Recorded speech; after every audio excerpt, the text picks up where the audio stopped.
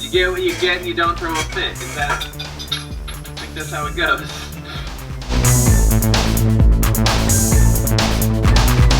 You're live at the Portland Juggling Festival.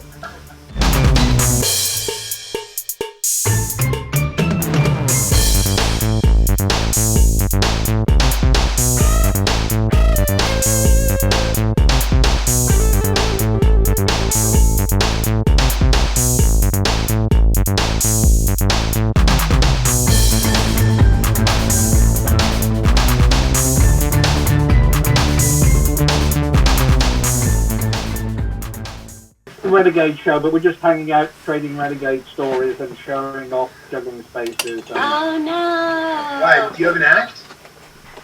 No. Yes, she does. Juggle for us, free. We'll do some tricks with your hair. Can I catch this in my mouth?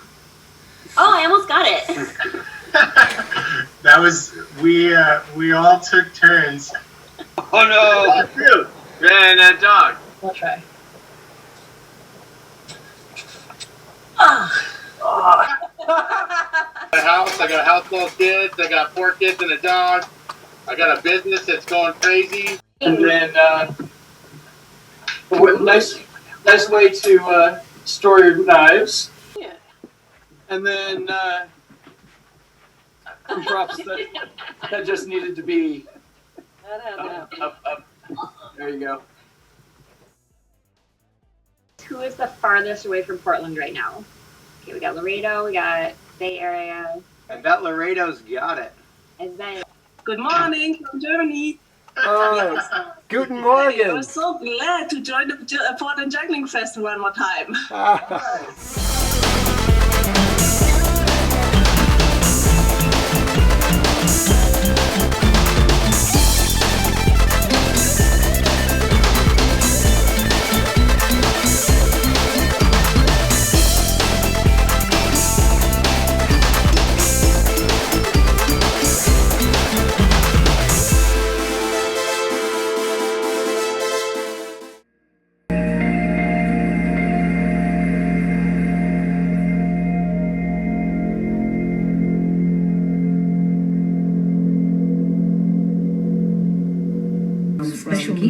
Let's make some noise right now. Fernanda!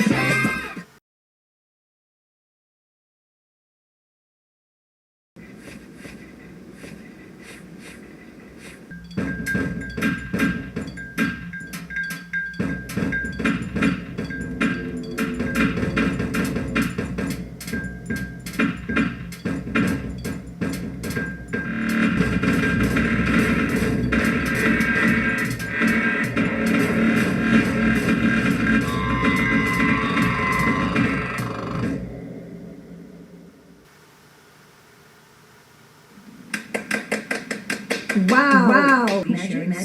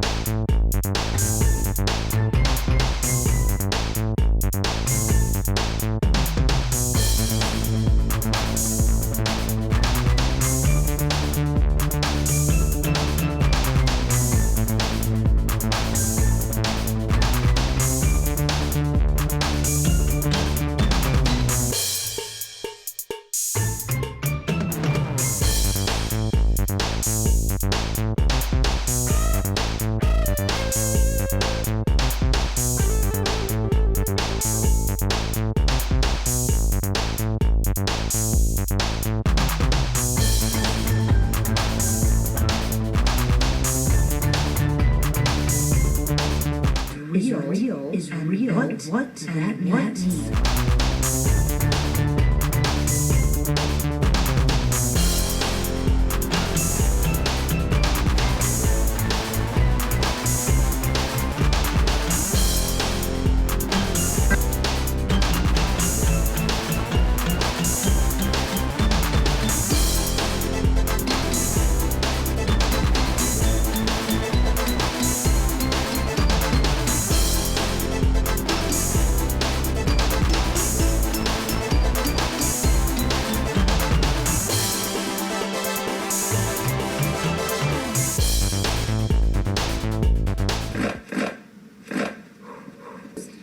Wow. Thank you. Thank you.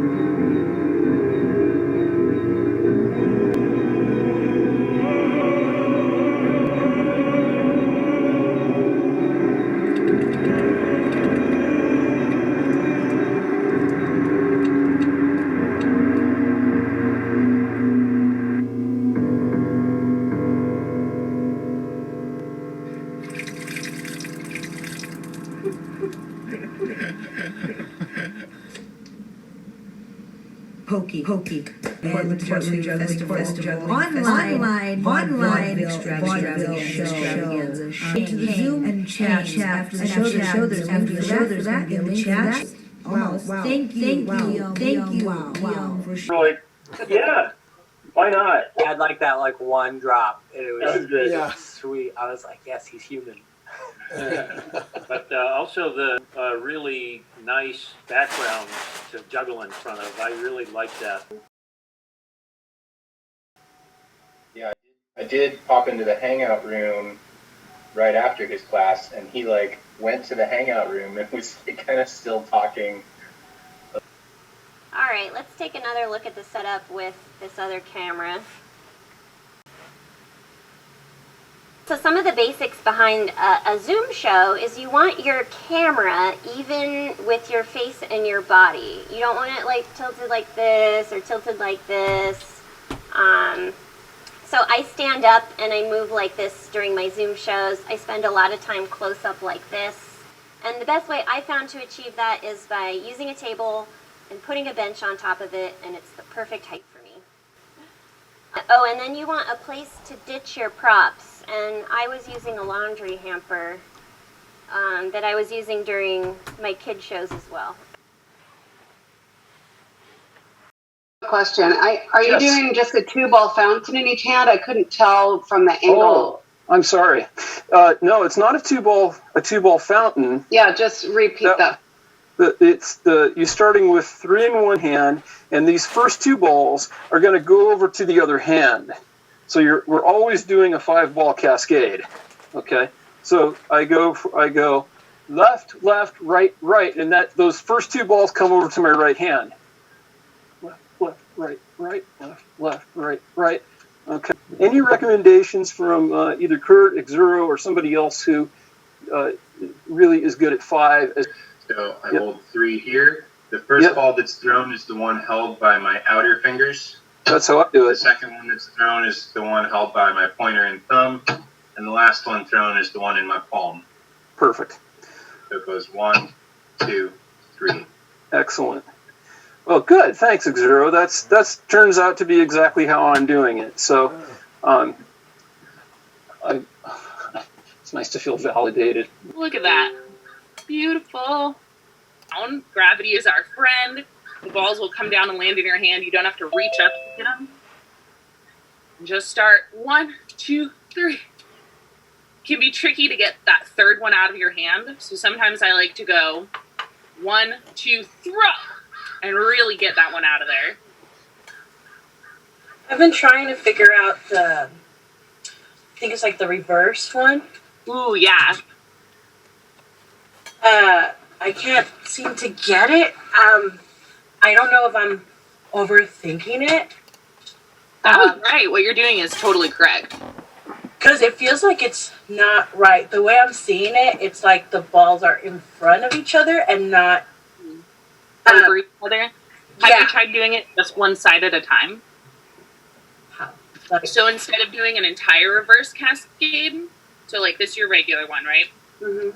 I'm just gonna throw that kind of over the top throw just with my right hand. Oh yeah. Like that. Yeah.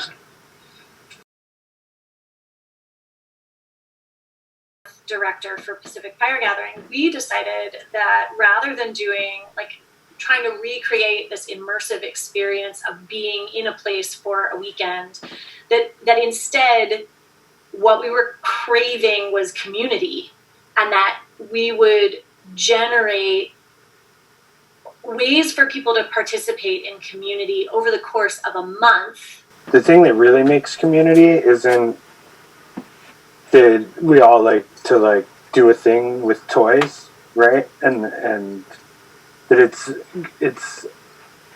it's more the in between moments, right? It's when you go out to eat, when you're waiting in line at the show, at the event, when you're when you're sitting and watching a show with friends, right?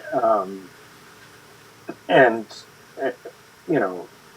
also like the work that we do to make these events is kind of the biggest community builder from my perspective, right? The people that I'm closest with are the ones that I work with. And then Clubfest also did the Twitch show. And we learned from that Twitch show as well that just about the bit rate and how to stream the show in a way where it doesn't get all chopped out and lagged.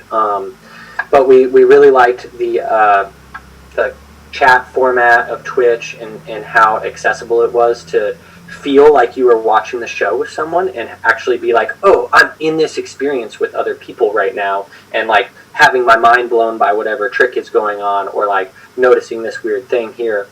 And so that really informed us, and we had participated in a couple other online events before that kind of missed the mark a little bit on that, and so yeah, big props to Kevin Axtell for putting that together. But then we kind of modeled this event after that, and that's kind of why we chose to do it the way we did. It was definitely a difficult birth, I think, that just the transition from an in-person event to an online event, and nobody really knew how to do it. Yeah, at that point when we decided to do it, a lot of people were already screen wary. So we had some people drop out of the organizational team that were just not interested in hosting it online, and then other people joined in. We're like, yeah, let's still do that. But it's definitely not as many people as are usually involved in Portland Juggling Festival, which I can totally understand because it's such a different format.